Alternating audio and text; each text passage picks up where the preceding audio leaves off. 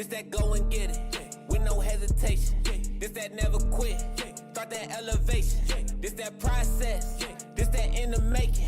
This that started from the... What is up, guys? Welcome to another episode of Elevated Canine Podcast. And today I am here with my co-host, Roel Guerra, and one of our trainers at Elevated Canine Academy, Miss Hannah Evans. one of our young trainers. Anyways, how you guys been? You guys been good? Yeah. Holidays were good. You guys like this cold weather that we're having? I'm enjoying it for sure. I run hot. Those of you who've seen me on the field, I'll just be sitting there sweating, doing nothing. Oh man. You know, I was gonna start 75 hard today, but this weather got me feeling a little bit sad. So I'm gonna start it tomorrow. I started today. Hey, I'm declaring it right here on the podcast. I'm gonna do 75 hard. I don't know, and I'm gonna finish it too. All right. Can you edit this out? Yeah. Nah. And so anyways, we got Hannah. We were like, hey, you know what? We want to introduce some of our trainers at Elevated Canine. So we asked Hannah to come on board and, talk to us a little bit about her experience as a dog trainer and maybe some of the difficulties. So why don't we get started from the beginning, Hannah? How long have you been training dogs? I don't know. I think, with you guys, it's been about a year. With Elevated Canine? Yeah, actually professionally. But I started coming out when you were doing like sport practices and stuff during the week. I used to come out and just observe and watch and try and glean as much knowledge from what I was seeing as possible. Yeah, the first time Hannah came out, she came out with her moms, make sure that, we were safe. Her mom came, met us. She was like, all right, I'll let her hang out. That was like, what, 3 years ago? Yeah, I think even longer, before, huh? Yeah, crazy. So you didn't even have a dog. You were just hanging out, I remember. Yep. How old were you? 18? You're not supposed to ask a girl her age, bro. No, I'm asking how old she was. Oh, okay. At the time. 20. I don't even know. I thought I was 22. I'm 24 years old. So you were 20. You were like 20. Yeah. Wow. Cool. So what was some of the first things that like kind of attracted you to, dog training or just the sport training in general? Like what was like some of the first things that got you kind of hooked on it? Growing up, I was just always obsessed with animals, and I grew up riding horses and stuff. So I wasn't a stranger to the competition aspect of that kind of sport. But once I found you on Instagram and that kind of whole sport world and like decoying and stuff, I was just instantly like hooked, because it's so cool to see dogs actually be dogs. Yeah. Like you grow up and, most of the dogs you're around as a kid are pets, labs and stuff like that. I mean, I grew up in the suburbs. So. Yeah. I don't know. You laid down a pretty good rap. Yeah, we were doing a test mic, a mic test, and she was rapping. But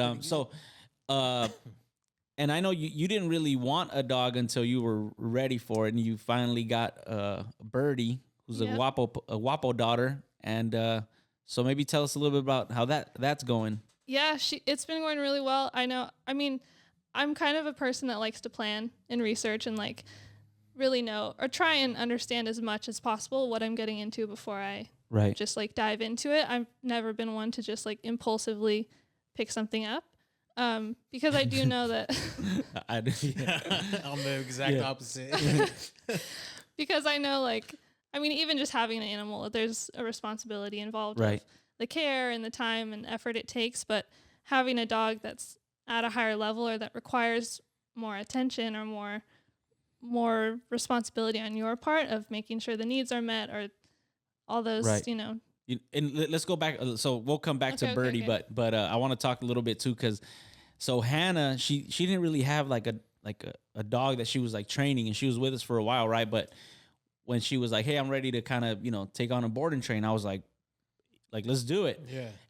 And maybe before that, you maybe did like some private sessions, I think, where you were working or something like that. Kind of on my own, like neighbors or family friends, people I could just take their dogs. And then I think you took a Corso, right? It was the first one that you took, a Corso puppy. Yeah. And just like straight killed it. Like she killed her board and train. I was like, yo, but that just goes back to show you, like, just by watching and studying and doing all that, it was almost like she was just like a natural picking it up. So anyways, what were Like, how did you feel after that first dog that you got? Now you have a bunch under your belt, but Yeah. you know, with that first one, like what was the scariest thing of doing that? I just felt like, I mean, the time frame. It was like, Yeah. okay, now I actually have to, before when you have dogs, there's like, if it's a family friend or somebody you can just kind of take your time, or like, oh, it's here and there. They're not really paying you. Yeah. Right. So there's no pressure involved. But with that, it was like, okay, wait, someone has paid, and I need to make sure that I deliver on the expectation of your training as well, that like I'm coming into your business, so I need to uphold the standard. And it was stressful. I remember that first week I was just like, I don't even know. Yeah. Can I cuss on that? Yeah, of course, of Okay. course. I remember you brought the dog out like on the second week or something, and I looked at it, I was like, oh yeah, you're good. And I was like, the dog looks good, and she was all stressed out, like, I don't know if it's gonna be ready. I'm like, yo, you're good, don't worry about it. I was, yeah. I just remember that first week I was like, I don't even know where to start. Yeah. And I was so nervous. Like, I just felt like everything went out the window. Like, I forgot everything. Like, stupid things. Like, okay, just put the dog in the kennel or something. Like, how to use a leash. I don't know. It was so silly. And I remember you saying, like, oh, I thought you were going to text me sooner. Yeah. Like, oh yeah. So I was like, like no waiting. I was like waiting. Like, is she gonna ask me anything? Or I was like, I'm just gonna let her be. And like, 'cause I just feel like that's how people learn. Yeah. Is like I knew she felt pressured, but I was like, if she wants to ask, cool. But if she doesn't ask, it's gonna be on her. Like, if we struggle. But after I saw the dog, I was like, oh yeah, this dog's gonna be good. Part of that is like a character flaw for me, because I hate asking for help, and like, Yeah. Same, that's something that I have to get over. So that too, it's like, the reason why I don't jump into things is because I like to prepare and kind of like, even if it's my first time doing something like picking up a new hobby, I've probably been watching YouTube videos or reading articles about it for Right. 2 or 3 weeks before that. Right. So at least I have some kind of baseline of, Yep. I don't know, what's going on. Yeah. And now that you've had a bunch more dogs under your belt and stuff, like, do you feel like it's gotten easier, or do you feel like every dog is like, you feel the same pressure? I think I feel the same pressure on every dog, but I feel like I've come into myself more of like, it naturally progresses, and Right. each dog is different, of where like, okay, so maybe one dog comes in and they just need to kind of hang out, get the feel of the area, and like, it's more focused on play or building a relationship. Other dogs come in and they're just like wild. Like, Right. you just need to nip some stuff in the bud and then kind of go from there. But yeah, I think it's more just finding confidence in myself and knowing like, okay, you have time. Like, yeah, 3 weeks is a short amount, but when you're in the process of it, Right. you kind of get into a rhythm of like, okay, this is where the dog's at. This is what we need to focus on. And it gets, I don't want to say easier, but it becomes more natural. Right. And it's easier to kind of read the dog and see what the progression looks like. But there are still times where I get a dog and up to like the last 2 days, I'm like, oh my God. I just, Like, it's not where you want it to be. yeah. Basically. Or it's like, I'm thinking in my head, I'm like, okay, I just got to make sure that the go home, we can do it. Right. Or I give the owner at least the skills to keep practicing it. Right. So that they can achieve that eventually. But I've had dogs where it's like, up until those 2 days, it's like not happening. And then the day before, something just like clicks. Yeah. And you're like, Those are the oh, best. Yeah. you can, finally breathe. And you're like, okay, cool. And then you get the other side of it where the dog does amazing Throughout the whole boarding throughout train. the entire Yeah. boarding train, and then at the go home, the dog doesn't want to perform at all. Yeah. Yeah, and I think, I mean, I think this all ends with like, how do we educate the owner after they get the dog? I think, to me, that's like the most important piece, and I think that something that a lot of trainers don't put enough focus on. Yeah. So I know for us right now, I've been even thinking of like redoing how the structure is for the boarding train, so that we could better educate the owner, whether like maybe you have to do a couple private sessions throughout the boarding train, or just so you don't feel so overwhelmed when the dog, you could only go through so much in that go home session. And not just that, but for a quick example, we had a dog super excited, like could not focus. We got the dog trained, whatever. When it sees its owners, obviously it's gonna get super excited, and so everything went out everything, like it's like we didn't teach this dog anything, because it's in a different state of mind now that the owner is back in the picture. what ended up happening with that dog was we said, I forgot who the trainer was. I think it was one of the Chris's, and they were like, look, I'm just going to take the dog back and then we'll meet again. And the second time the dog saw the owner, it wasn't as excited as the first time. So the dog performed the way that it was throughout the board and train. So it's important for people out there that are running businesses, dog training businesses, to think about those things. Like, how do we, I have these high expectations of this dog because I've been training him for this whole board and train, but then I'm not taking in consideration other things that are added into the equation when we do the drop off. Mm-hmm. You know what I'm saying? And so, anyways, I think that I wanted to touch a little bit on that. What are your favorite dogs to work with? Food motivated. That's like the easiest thing for me. It's kind of a double-edged sword though too, because yeah, they're food motivated, but sometimes that's all they have. Right. And it's just kind of like they're not really into it, but they're hungry. Right. I don't know. I've been getting more into like the play aspect of it though. I think there's a lot of, scientifically it's pretty much proven that like learning in play is so effective that, that's more what I'm focusing on and trying to get into. But I know you do your research with that type of stuff because you've sent me a couple of things. What are some of the things that you think are different? Like I see it because, if a dog that wants to play, but we want to feed them food, we want to shove food down their throat. Like it's two different things. What do you think play brings to the table? Mentally to the dog? I think it's just like neurologically, it's a different state of mind. Like it feels more freer. And even myself, like when I'm playing with the dog and I know I'm having a good time, you can feel that. Like it's the same. They're also enjoying it. And don't get me wrong, there's days where I'm just like not feeling it, no energy, and I definitely have to fake it. And I'm like, it's like an act almost. But I think just like it's easier, right? There's no expectation. So you can get obedience behaviors, and it's kind of like the thing what you're talking about. It's like you want energy over precision, that kind of thing, where the precision and the perfection can come later and you can tweak those things. But if you don't have the base emotion or foundation of the right state of mind, right, the desire to be in this moment focused and, like really present, right, I think that's the biggest key. And that's where it's like, okay, how can I get play and excitement? Because owners like to see that too. 1,000%. They love to see their dog with, the tail's up, the tongue is hanging out. Like they're having a good time. Of course. Yeah.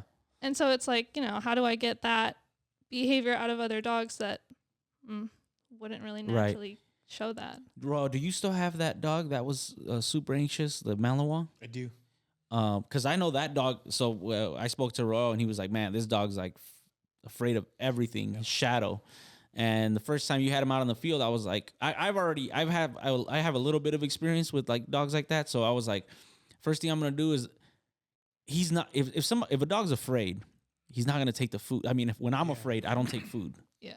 So you're just in the wrong state of mind, and if you're trying to like shove food, like it's just not gonna work. So how do we get the dog in the right state of mind so then he could want to take food and he feel more. So that's how you have to look at the dog. So I remember with that dog, I just started running with him back and forth, and you could see the emotion of the dog changing. His tail's going up. So now I go, okay, so if his tail's going up, if he's feeling a little bit better, he might take food a little bit easier. That's just, it's common sense, but it's not when you're just thinking about, I need to shape behaviors. I need to get him to do this. I need to get him to do that. And you don't even think about like, well, I can't really. It's like you're feeding. It's almost like you're trying to reward the wrong state of mind, in a sense. Yeah, one of the biggest issues I had when I first started was, excuse me, I only knew to train with food and pressure, but I didn't want to use just pressure or just compulsion. So it didn't even cross my mind to try to get the dog to play. And, sometimes we fall into that trap, and you see it a lot online and I've seen it a lot lately. People are getting their dogs back, not from us, but from other companies, and the dogs are just skinny. Right. And I feel like it's normal. It's part of the culture in dog training to cut the dog's food a little too much to get them motivated for the food. So something that I've really been trying to figure out, as well as just like you were saying, is what can motivate the dog. And with that dog, his name is Aries, with that Malinois, I tried playing with him. But the type of play that I was doing was tugs, flirt pulls, and all those things did was just scare him. Right. He was afraid of everything, literally everything. But I didn't even cross my mind to Just the run. dog Like just run personal around. play, Yeah, like, just Yeah, run around. just Yep. let him run. Let him be a dog. Let him open up. Let him feel comfortable enough, because running in itself is, I consider it like a self-rewarding behavior for a lot of dogs. Right.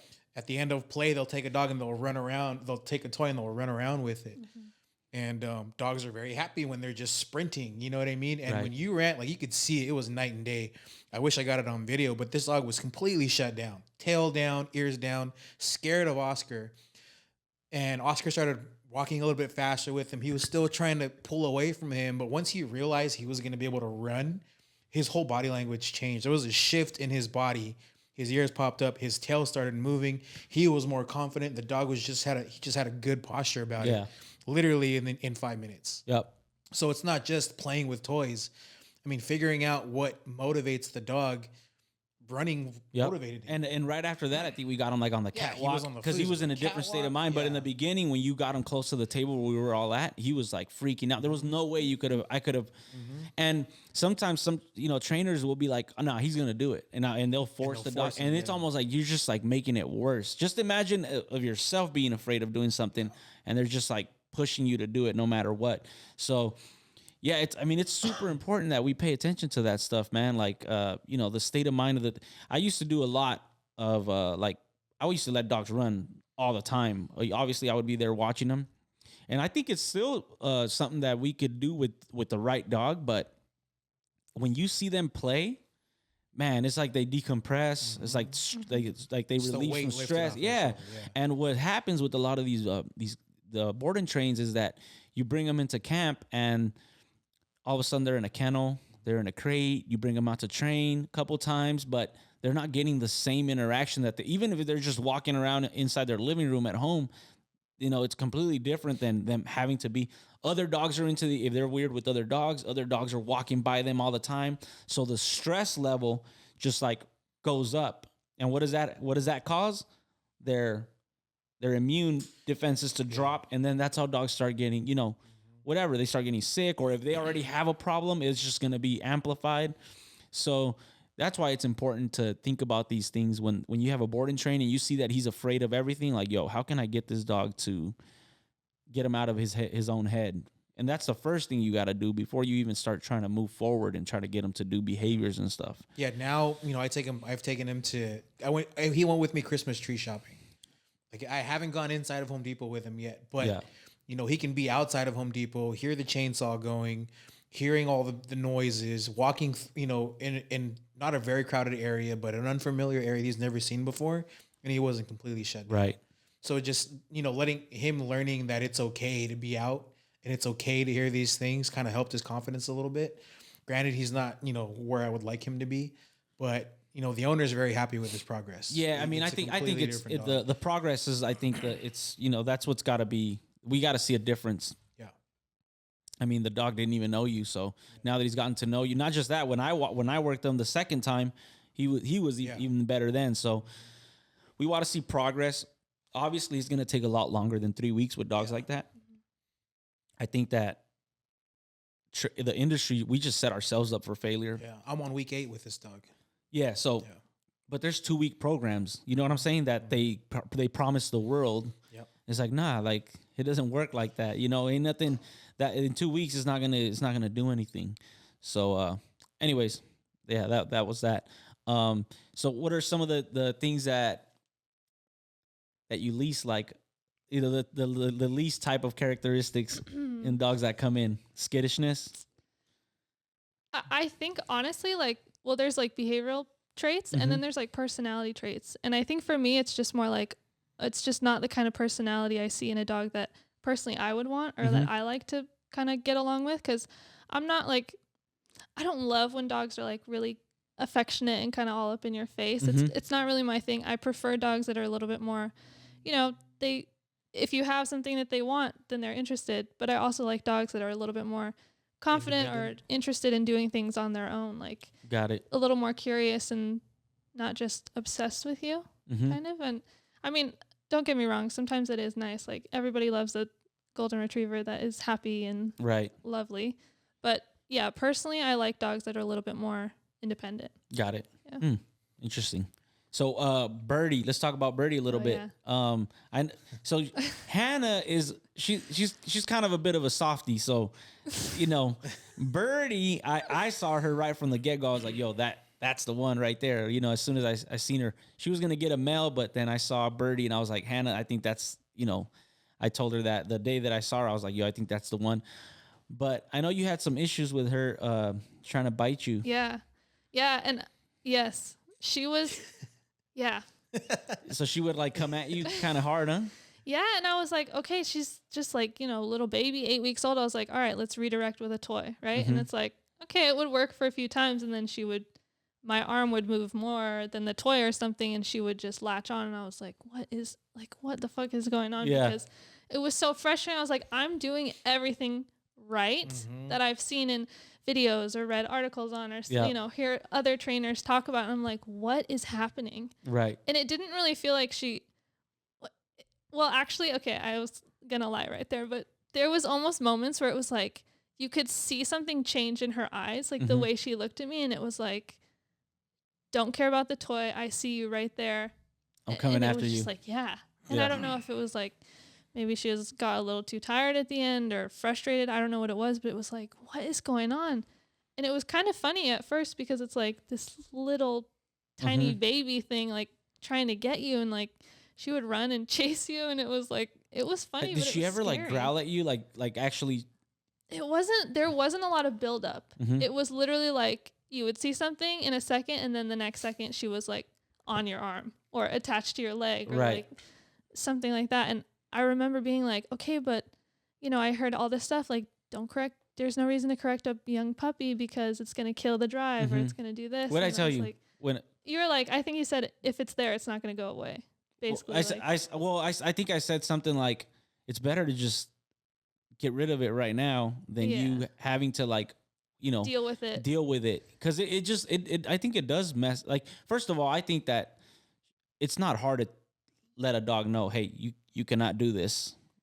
This is what you do. But if you're just redirecting without absolutely no consequence whatsoever, I think that will just get worse as the dog gets older and older and older and older. That's just my opinion. Now, not all the dogs are the same. Yeah. From my experience, a Dutch Shepherd is, you know, I would say with those type of dogs right now that it's early, let them know, hey, this isn't allowed. And I think we just put a slip leash on. Is she still doing it a lot or no? No. If she does, it's an accident.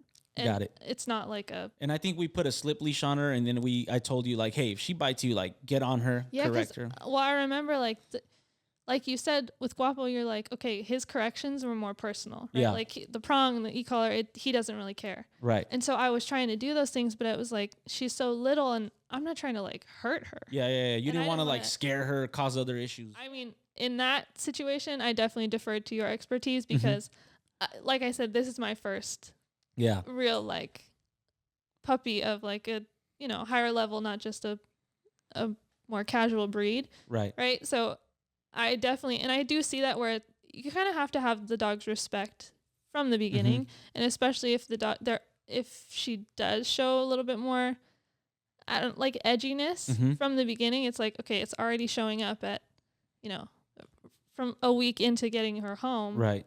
How is it going to be later on down the road when all I've done is just kind of like skirt around it and avoid the issue? Yep. It's just going to get worse. Yeah, and I think there's some things that if you avoid the issue, it'll go away. Like, for example, if she's biting on your shoes because they're in the living room and you just pick them up and you put them away, and now she doesn't have that, and eventually she's not going to care about the shoe, maybe the same, whatever.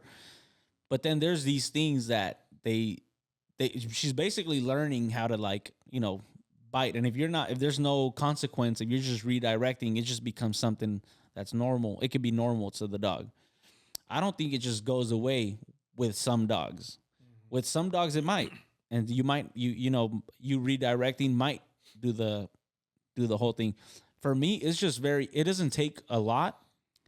It's not a hard correction to let the dog know, hey, don't be doing that, you know? And I did it quick, man. Like it could be a flick in the nose for me. You know, I'd be like, don't do that. And I just like tap him a couple of times and he's like, oh, and then he backs away and that's it. And then we go on to something else and it doesn't have to be a hard correction, but I definitely think there has to be some sort of correction when the dog is biting you. Especially, some people are like, I don't want to kill their drive. And like I told you, I said, hey, if this kills the dog's drive, like she wasn't meant to be a working dog from the get go. You know what I'm saying? So, anyways, what are some other things that you've struggled with owning her other than that? I think it's just the like change in lifestyle, because I think I prepared a lot, like being around everyone who has dogs like this or just puppies in general. You kind of understand that it does take a lot of time. I mean, to do it as well as possible. Like even just that first night of her home, she would just scream through the night and it was miserable, and then maybe after a week it gets better, but it's still like, I don't know. It's stuff like that where it changes your life and you have to kind of, okay, I have like a block of an hour and a half now where she's in the kennel and she's sleeping, but I have to do other things. And so she has a lot more energy than your normal regular dog. Of course. Yeah. And it's not like, and even though she is in the kennel, it's not like she's actually going there because she wants to relax. It's because you've kind of conditioned it like, no, this is the time where you relax. Right. Because if she was left to her own devices, she would just be going the whole time. Right. Sure. Like there's always something for her to do, something for her to discover. So the kennel is like a godsend. Yeah, honestly. Honestly. And what are some of the things that you've enjoyed from, having her? First of all, what are some of the things you're working on right now? Obedience wise, it's like positions and all the foundational stuff. So, I mean, I'm a big fan of the basics. Mm-hmm. I think it's when you do it right and it's clearly there, it's easy to build up and make more advanced behaviors and kind of it's always something you can go back to. But honestly, like I just enjoy having her like as a dog, as a companion, like going to the beach and throwing the toy for her, watching her go and swim, or like going on a trail or something, hanging out with other dogs, like with Benny and stuff. It's so much fun to watch them interact, right? Because it's so sweet. And like I can definitely get in my head where it's like, okay, no, this is a sport dog and I got to do this, and like no fun and just take her out of the crate and work and then put her back in and then like those kind of which I think it's another part of the culture in working dogs, and a lot of working dogs now. I think more pet people are starting to get them, and but yeah, I remember like with Wapo, it was never like Wapo was with me. I mean, I took him everywhere, and I was very in the time in my life when it was 8 years ago almost, like I didn't have my kids where I have them right now, so I had a lot more time, man. I'd be getting home from work, I'd be taking them to Home Depot, I'd be like I was literally just doing that type of stuff, raising him. And I think it's necessary. And a lot of people don't do it, man. A lot of people, they get so stuck in all the behavior stuff, all the focus healing and all that stuff, that they neglect everything else. So, yeah, I mean, that's why I haven't been training Nacho, Yeah. I'm just kidding. I mean, the thing with me is like when I'm raising a working dog or whatever, it's not like I'm doing something with them all day, like focus work. Nah, like right now, the 2 puppies I have, I'll take one of them out here and there, but for the most part, it's them hanging out. And then I come out, I play with them. I'll put them in the crate, bring them back out, play with them again, let them hang out, and just doing that type of stuff. Yeah. They're enjoying barking at people that go by. I don't mind it. So I'm like, do your thing, And as soon as I come out and they know it's time to work, it's a different dog. And so I don't think you need to treat it. From back then, I would hear like, if your dog doesn't have a lot of energy or like drive, crate them all day and bring them out just to work them. And you think that works for some dogs, or? I think there's a place for it. Yeah. I think it does work with some dogs. I'm now in where I'm at now. I'm like, if I have to do that, like I'd rather not. I'd rather just get a dog that just enjoys the work, and then this dog could enjoy its life with somebody who's going to just go on hikes and just have a family dog, and that's a better life for that dog. You know what I'm saying? He doesn't have to be doing bite work, and so I think that's another thing, right? Like fitting, like you having the dog that's for you. Like I tend to, let go of a lot of dogs, and a lot of it is because I like training puppies. I like raising dogs, and if I could find somebody that's better for them, for me, I'll let them go. You know, Benny's been with her for how long now? Like, It's been almost a year now. yeah, so like almost a year. I'm barely gonna get him back, Yeah. but I knew that she was enjoying working with him. He was enjoying it, so I'm like, oh, like it's a win-win. Now that I'm gonna get him back, he'll be at the house hanging out, and I'll work him here and there, but it's not gonna be something that I'm gonna do every day with him. You know what I'm Yeah. saying? So, but anyways, yeah, I think that's the people need to realize what they have, and if they're gonna be able to deal with it the right way, and not just shove them into a crate and then bring them out to work all the time. Yeah. So, anyways, Ro, what have you been working with your puppy, bro? Same thing, basics. Not just with my puppy, but even with Leela. Mm-hmm. Because when I got her, I wasn't with you guys yet. Yeah. I was just a client at the time, and I was in a rush. For sure. I wanted everything. I wanted her to get everything quick.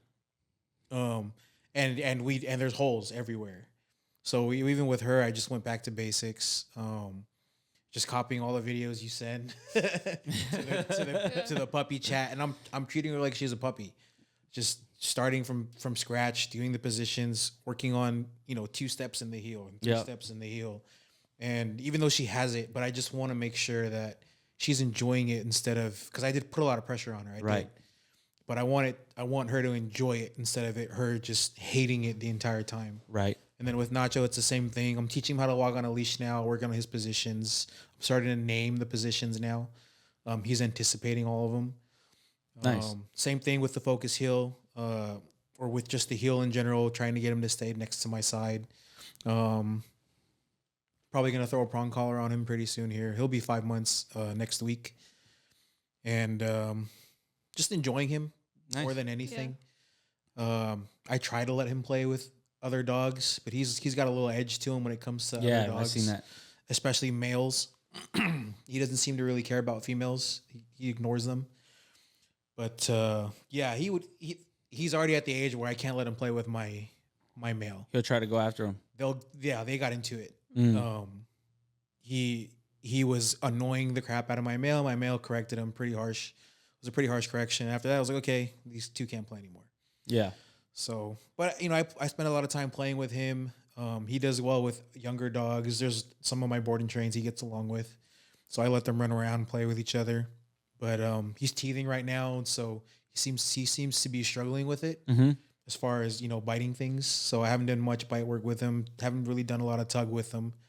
I just let him chew on things to help his teething. Yeah. I would advise, like, if you see that he's having some issues with your male, maybe even like just being in the yard with both of them and tether one of them, tether the other one, and just chill. Like, don't let them just run around like crazy. Like, you guys just be able to be in the same place. Hey, like if you're reading, put one on the place, put another one on the place. Like, they learn how to relax. Everybody relaxes together. In that sense, get them to be around each other.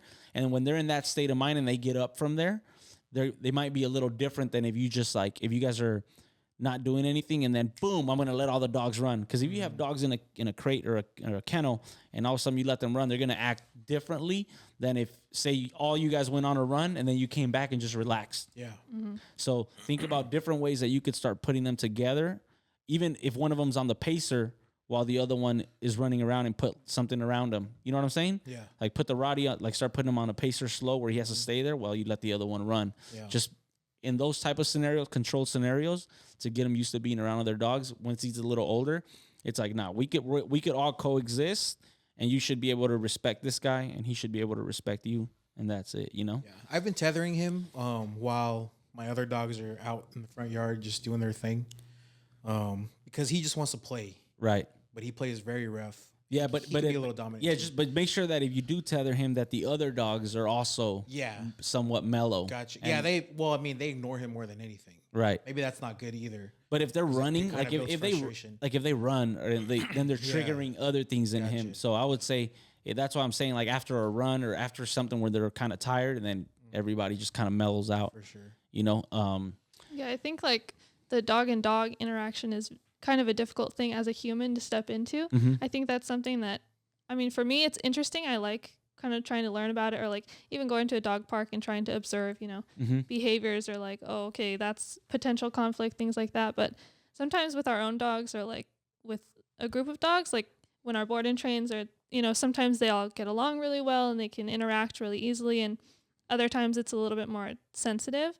I think it's hard to kind of decide, especially with dogs that and can like trust. It's easier to be like, okay, let me let the dog tell them what to do. And sometimes it's hard to like, when do I interject? Right. Of like, when do I put my presence into it and say like what's acceptable or what's not? And I think raising a puppy that has a little bit more. Yeah, yours is a little reactive too, huh? Yeah, like a little more sensitivity Mm-hmm. to certain behaviors, I guess. It's kind of hard to be like, okay, where can, like, sometimes you need to honestly find a dog that's a little rude too, where it's like, I want them to be maybe a little overcorrected or corrected stronger than so they can this learn. other dog. Yeah. 1,000%. And that was my male until he got bigger, until Nacho got bigger. Right. Started, pushing the boundaries a little bit. Yeah. But, one good correction, he's a little sensitive to pain. So after that, he just left the male alone. So it was a good thing and a bad thing, but I learned from it. And he learned from it. Yeah, I think, and we'll probably get close to ending this, but I think for people that have puppies out there, I think it's important that you guys, like before, like set a good base for everything, right? Like just taking the dog out everywhere, that's a good base just to have a all around better dog. Mm-hmm. Doesn't mean he has to get to go play with a bunch of other dogs and meet a lot of people, but just being okay around other dogs and other people. That is an important piece to the puzzle. You know what I'm saying? It's just going to make him a more confident dog in that. In the working side, I would say work on having a good relationship with you within playing, within, a good flow session when you're giving them food and everything. That's better than like you trying to shape behaviors and the dog's checking out the whole time and you're just frustrated. Like, I'm not going to lie, man. Yesterday I was frustrated with Koopa, little Malinois puppy. I even text Larry. I was like, man, this Malinois puppy has me frustrated. And it's more because he's not giving me what I want. And it's like, and then I had to and then I brought the Corso out and I'm like, bro, like this guy's giving me way more than the Malinois. Like how and then I just have to realize that, you know what, man, like that dog's, you got to work him a little bit different. So then I was like, all right, I'm going to bring him out again. And I'm just literally going to teach him how to push against me, push against my hand, and just work on just that. Having a dog that pushes against against the lure, because I never focused on that. So I was like, that'll give him a little more power in everything that he does, a little more frustration, but a little more work. So I was like, that's what I need to do with him. And I'm comparing him to other dogs. And when I get caught in my own head comparing them is when I have the crappiest sessions. I literally like I don't even want to work. I'm like, man, like I'm just bummed out. I'm like, I can't wait till I get my next one. Like literally yesterday I was like, I need another Malinois. Like I can't. And then it sucks, man, because actually overall he's a cool dog. Like he's, temperament, he's good. But he's just not what I expected, and I have to learn how to work with him. And I have him for a while. He's going to be, I already have somebody who wants him, so it's going to be a long-term raise and train. So might as well learn something from him and see what I could pick up. It's a different type of dog. I'm going to learn new things, and that's the way I'm taking it, So we'll see how it goes. Yeah. My mom always tells me this, but it's comparison is the thief of joy. Right. She always says that, and it always bothered me when I was younger, but now I'm like, oh, yeah, okay, you're actually right. 1,000%. And I think, too, like, working on a team with so many really good trainers, I definitely can get in my head of, like, trying to rush a time frame or, I have to see how fast I can get my puppy to do this to show, like, I guess. That I know what I'm doing. Yeah, that, like, I have a place here, like, I'm still worthy enough to be on this team or whatnot. And so part of it is, like, slowing down and kind of thinking, like, okay, but this is my dog. Like, what do I want her to do right now? Yep. Like, there's down the road, and even after, like, if she does have a good sport career, if not, even after her sport career is over, like, she doesn't just disappear. Right. Like, she's still going to be a part of my life. 1,000%. In my home, things like that. So it's like, you have to focus on the long term as well as the short of, like, there's a balance between that. 1,000%. Yeah, I agree. I think obviously, you compare yourself to everybody. You're never going to be happy because, for some reason the grass is always green. You think the grass is always greener on the other side, and everybody has struggles. People don't, like, if I recorded my session yesterday, people would be like, yo, this guy's brand new. Like and I mean, I'm okay. Like, yeah, bro, I'm good with it. It's like, I am still learning a lot, and I'm still trying to, sometimes I have really crappy sessions where literally I'll be like, I don't know what I was doing in that session. That was ugly, and we'll figure it out tomorrow, whatever it is that we were trying to do in that session. So yeah, I think it's important to make sure you raise your dog in a way that, because even going back to what you said, right? Like, you could have focus, heel, and do all these things. Imagine you bring him out in public and he just can't function. So you just missed a big piece of the puzzle, that no matter if you have this piece, it's not going to be a dog that is well-rounded. It's like those people that that are like super smart book-wise, but they have like zero common sense. Right. And you're like, how do you even function in life? Yeah. Like, so that's why you got to, be a well-rounded trainer where you focus on not just one thing. So yeah, anyways, that's the important thing about raising a dog and raising a puppy. So for everybody watching, take your time, don't compare yourself to others, and enjoy the process. I think at the end of the day, that's what is the most fulfilling. I can tell you from experience that after you win a championship, it's like, it's nothing like it. It's really nothing. It's nothing crazy. Everybody forgets. Yeah. Nobody is not like, I mean, there's world champions. I was just a regional, which is like the bottom of the champions. There's like world champions who nobody even talks about them right now. So don't, and the dogs, man, they have such a short life that it's just like, I see Wapo now. I see that he's getting a little older and he still has that fire in him, but I see that he just, he doesn't react the same to things. And, yeah, man, it makes you think. It's crazy when I got him. I know I've mentioned in the podcast, this trainer was like, hey, if you keep him the way you have him right now, he's like, at 6 years old, he's like, this dog's gonna be falling apart. And because I had him so tight, I didn't let him do anything. Yeah. Like it was everything for me. Like and I mean, I was building him up, but like everything had to do with some sort of work. So you know what I'm saying?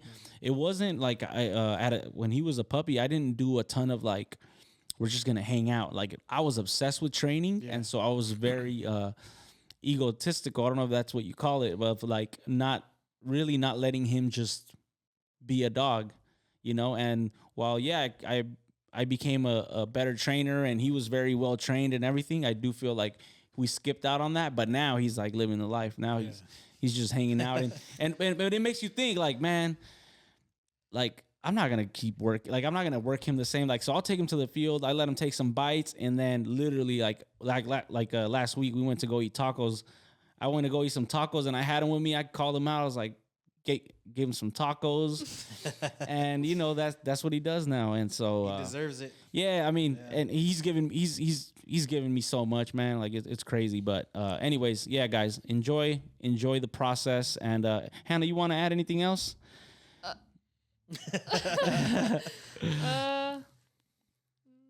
All right, give some advice to somebody out there who's young and is getting into dog training.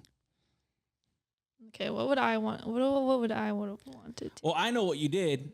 She went out there and was out there for like 4 years before she even got a dog. That is like, but I know not many people do that, but you actually studied, and you seen somewhat the process before you got into it. Yeah, and I will say it definitely helped. Like, it was still, it's still hard raising a puppy, but I'm way farther along than I would have been if I just, went out and saw it and was like hooked and like, yeah, just let me get into it, get a puppy and figure it out as I go.